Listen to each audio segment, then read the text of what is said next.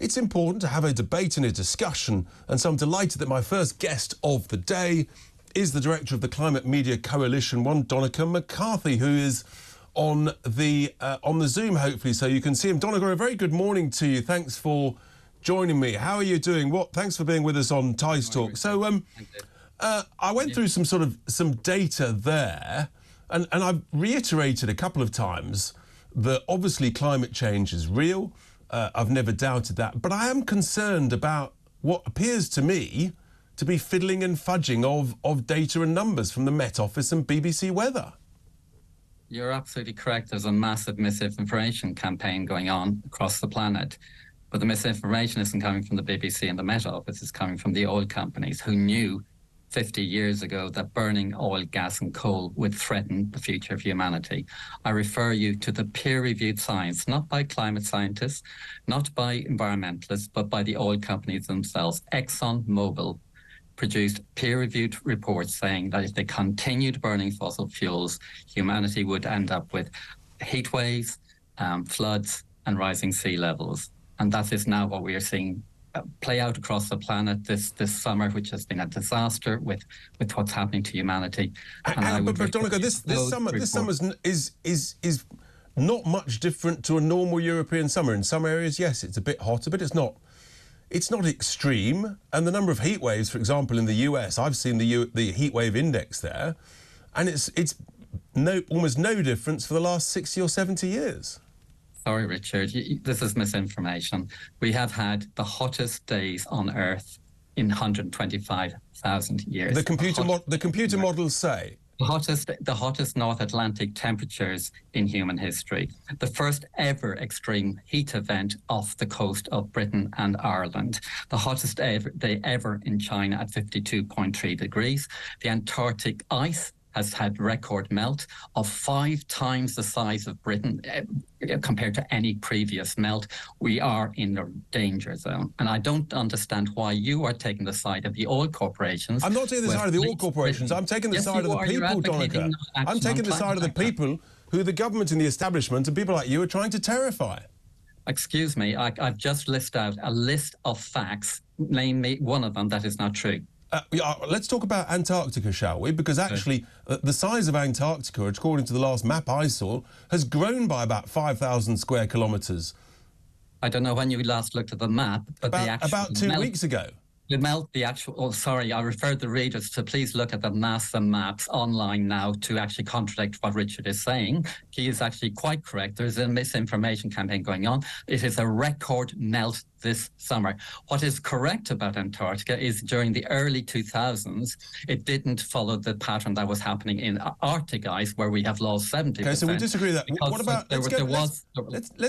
we disagree on Antarctica. What about Europe? What about the wrong information from the BBC this week that has deliberately tried to terrify people, but I've just proven, because I've looked at AccuWeather's website, that actually a lot of their figures and forecasts were miles wrong. How do you explain that, Donnachd? Well, I don't know. What I am correct is that you misled your audience in your introduction. You missed up land and sea temperatures with surface temperatures. That is a direct misinformation to the public. The information from the Met Office was correct. We were facing the hottest day ever in UK history in June. Hang on, no. I'm talking about this week, Donnachd, in Europe. The BBC said there were going to be records and they gave out terrifying numbers in the mid-40s, and I've just proven they were completely wrong, in some cases, by as much as 9 degrees. How can we trust these people if they get it so wrong? Well, I'm sorry, Richard, this is classic misinformation from the oil companies. It's not misinformation. It's nothing to do with the oil companies. Because you are mixing up climate and weather. The prediction for the weather for next week, as you know, is actually varies completely from time to time. And I want to ask you, why do you want British people to suffer higher energy prices by opposing investment in energy that is the cheapest on the market and actually investing in home insulation? Would you support the program to insulate people's homes so that they don't have to pay? That's a separate subject, but the reason that our electricity...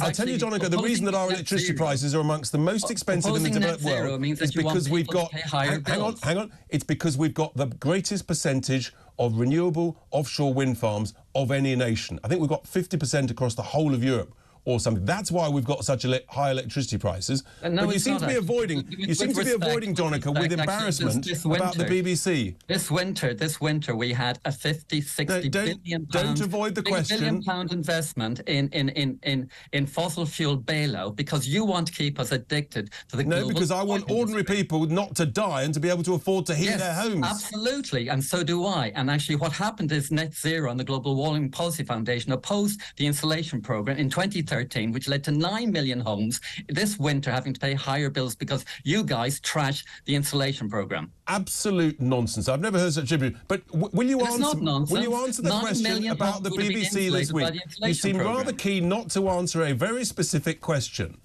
I'm very keen to actually call out your misinformation, misleading the BBC's reporting on weather versus climate. It's absolutely disgraceful, Richard. Why are you doing this to poor people in London? Because the BBC are trying to terrify people all over the United Kingdom about what's going on in Europe, specifically when it wasn't going on. What the BBC and the Met Office and the World Meteorological Organization are quite rightly telling people is that we have had record temperatures this year, as predicted by Exxon, BP and Shell in the 2050s. How can you trust them with their computer models? Garbage in equals garbage out. It's called GIGO. If we can't even trust them on a specific day to give us data that's anything like near accurate. Well, actually, you know very well, Richard, mixing up the weather forecast for tomorrow with the climate predictions of the world's scientists is ridiculous.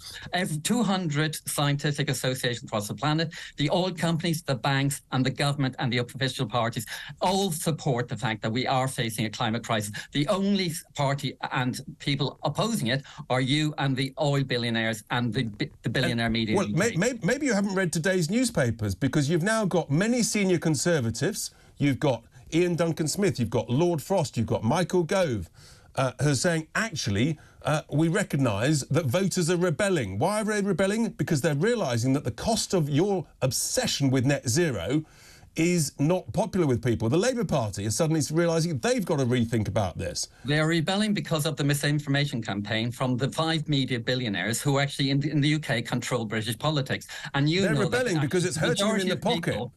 The majority of people in the Uxbridge by-election, where your party was significantly defeated, supported... Donnachd, your information said we didn't even stand in the Uxbridge by-election. In the Uxbridge by-election... We didn't even have a candidate in the Uxbridge by-election. You are so totally wrong, it's embarrassing. The right-wing parties that actually supported ULIS were defeated in Uxbridge. The reason that they won is because of the voting system, which you and I agree should be changed. Excellent. We reached some agreement on one point. You've got the Sunday Telegraph now. Donnachd, you've got the Sunday Telegraph today calling for what I've been calling for a year and a quarter, which is for a net zero referendum. I quite like referendum. I reckon we'd win it. Of course the Telegraph has called it. It's an offshore billionaire-owned media. One of the 5 people that control British policy and misinformation that's flowing out that you rightly identify. It is the source of the attack on net zero. It is anti-patriotic and it is a threat to Britain's security. Well, I'm delighted. I think this weekend that we're at peak net zero madness. I think the voters are rebelling. I think the main parties are now petrified of the voters. And let's have a rational debate, because, yes... The voters are rebelling. Come on, Richard. The voters are rebelling. They've said, you lose. That's what they've said, Donnachd. Look at the 3 by-elections.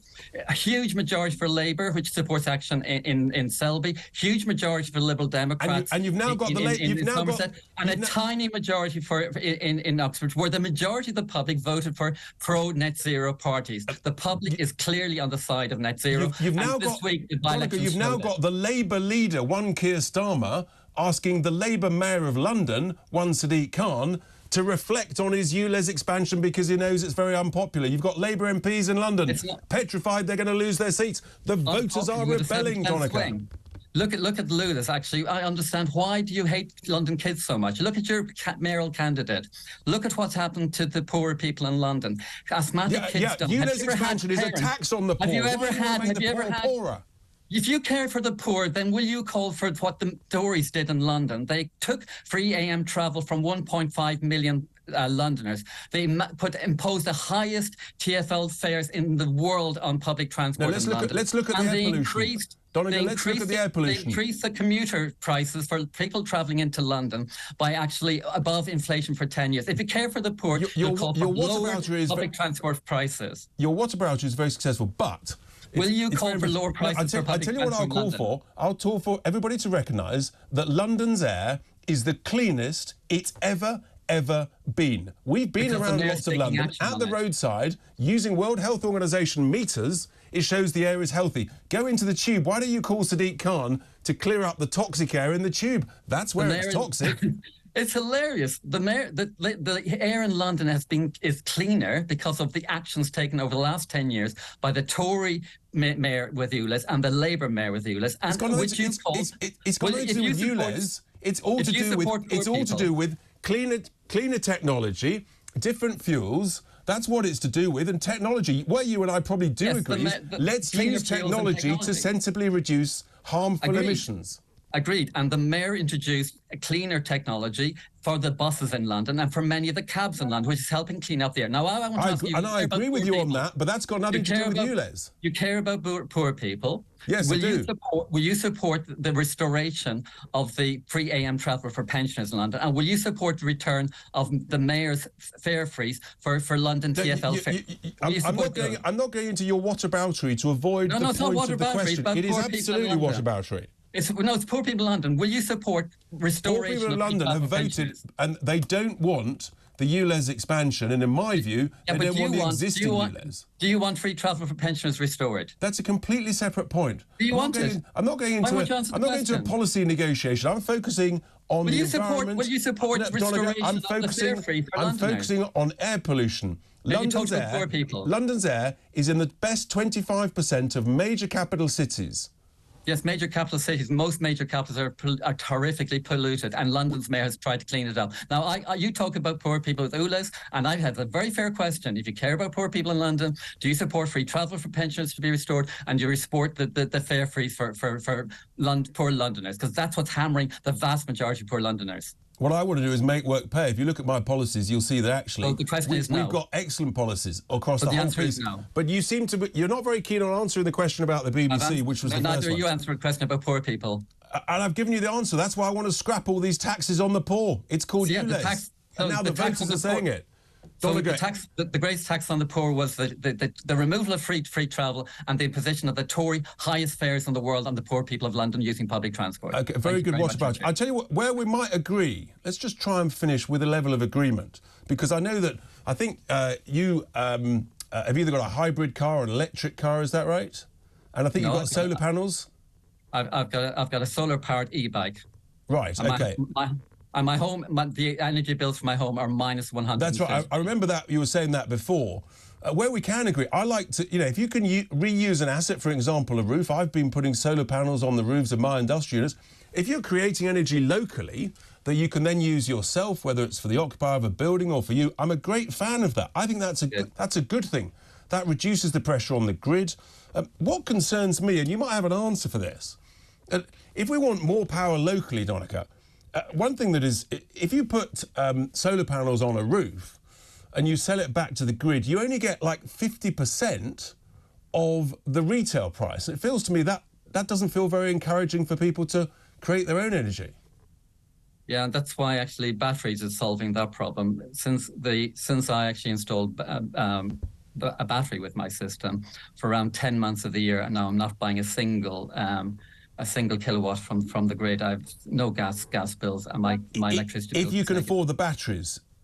Yeah, the batteries, but the combined system now is around 6,000. And what hopefully we might agree on, Richard, on this issue, is that a simple thing would be to require all new buildings to have a solar and battery system installed. It costs around £6,000. When you're building a house for £500,000, that's a tiny amount of money to require. Actually, you're absolutely right. I do think that new homes should have solar panels on. The cost of batteries is expensive, but that, Donnachd, is a great way to finish a spirited conversation with an area of agreement. Have a great Sunday, Donnachd. Thank you so much for coming on and expressing your point of view. That was Donnachd McCarthy, the director of the Climate Media Coalition.